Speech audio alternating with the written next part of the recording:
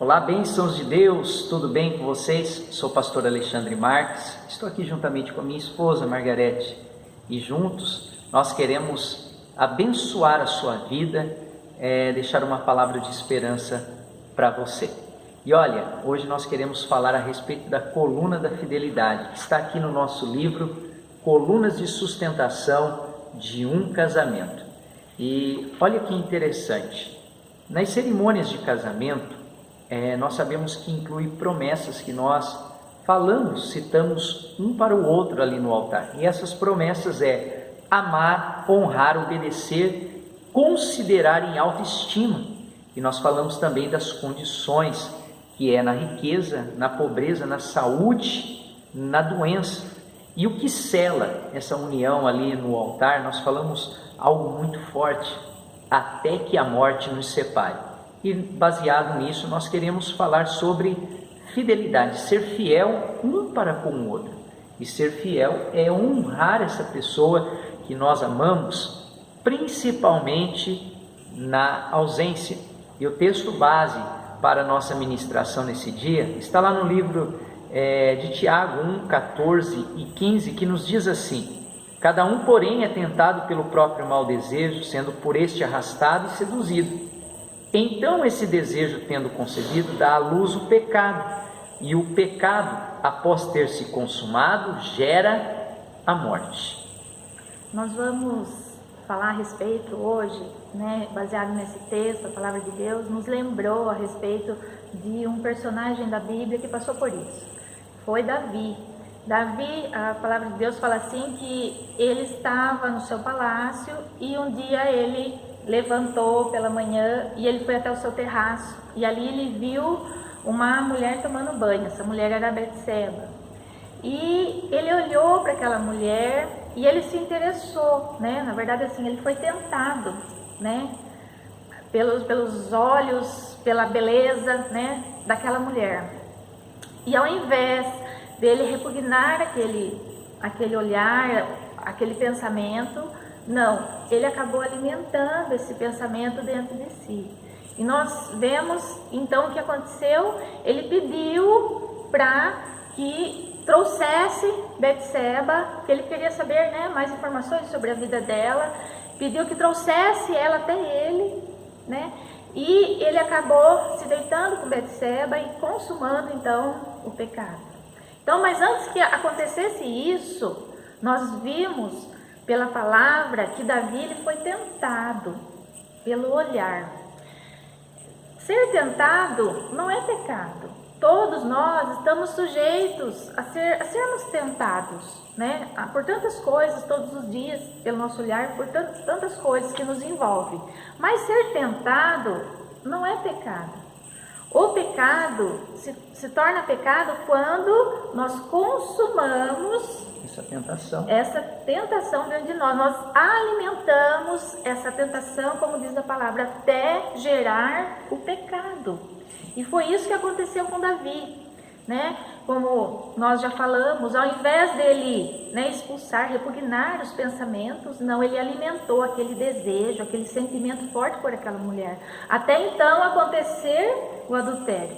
Em Mateus 5, 28, a palavra diz assim, que Jesus disse que qualquer que olhasse e desejasse uma mulher, já consumaria adultério com ela, estaria já em pecado.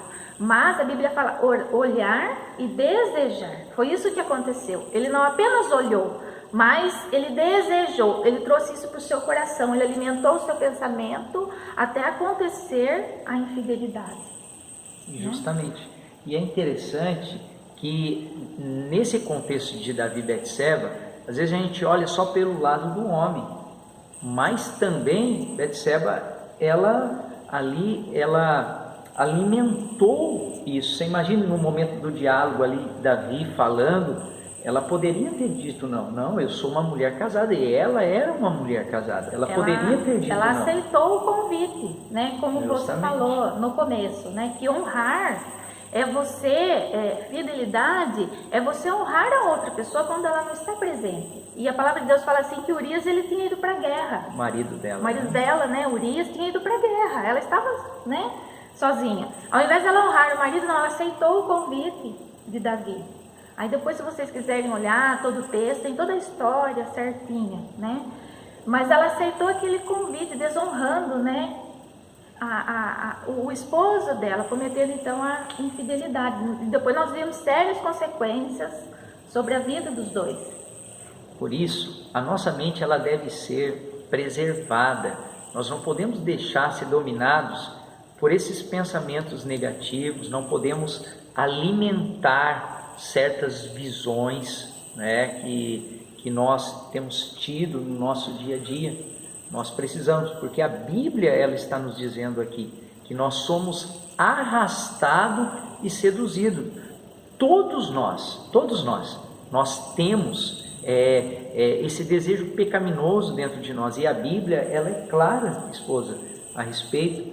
Tudo que concerne a nossa natureza pecaminosa, nós temos que fugir, ou seja, nós não podemos brincar de maneira nenhuma com os nossos desejos pecaminosos. Jesus ele disse assim: vigiai e orai. Não adianta só orar, nós temos que vigiar. E falando disso, exatamente, a Bíblia fala assim que nós devemos resistir ao diabo. A gente resiste a ele e ele foge. Mas quando se trata da nossa carne, é nós que devemos fugir. Assim como José, né? Uma outra história, lembrando agora, José ele foi tentado pela mulher de Potifar. O que ele fez? Ele fugiu. Ele não foi seduzido por ela, porque ele não quis alimentar aquele sentimento, né? Justamente. Então, quando se trata da nossa carne, nós temos que fugir. A palavra de Deus fala assim, que o nosso espírito está pronto. Muitas vezes, nosso espírito não quer pecar de jeito nenhum, porque o nosso espírito, né, é de Deus, é santo. Mas a nossa carne é fraca. E geralmente acontece isso. Muitas pessoas traem porque a carne realmente é fraca, porque ele não fugiu, porque ele não repugnou aquele sentimento, mas ele alimentou. Justamente. E nós separamos aqui dentro da Bíblia, antes de orarmos por você, 2 versículos interessantes de nós sempre honrar o outro na ausência. Está no livro de Cantares, o primeiro, né? Salomão ele cita isso para sua amada Sulamita. Cantares 4:2 diz assim: você é um jardim fechado, minha irmã, minha noiva.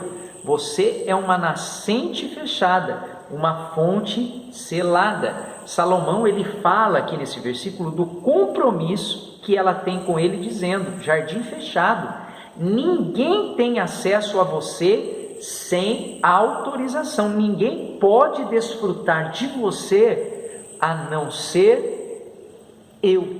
E aqui a Sulamita fala para Salomão em Cantares 8:10, dizendo assim: eu sou um muro e meus seios são as suas torres, assim me tornei aos olhos dele como alguém que inspira paz. O que a Sulamita ela está declarando aqui? Que foi virtuosa quando jovem, um muro, virgindade para ele, e que continuará a ser fiel por toda a sua vida, inspirando-lhe paz. E é isso que nós precisamos ter nos nossos relacionamentos. É o que mais todo mundo deseja, é paz. É saber que você pode deitar e o Alexandre pode confiar totalmente em mim, né? E realmente que eu posso deitar e confiar, né? Eu quero confiar, ter essa confiança no Alexandre. Eu quero que ele tenha essa confiança em mim, que nós possamos viver em paz com isso. Passar essa confiança para com o outro, principalmente quando a gente sai para uma jornada de trabalho, a um passeio. Nós precisamos ter essa confiança. E nós gostaríamos de orar por você.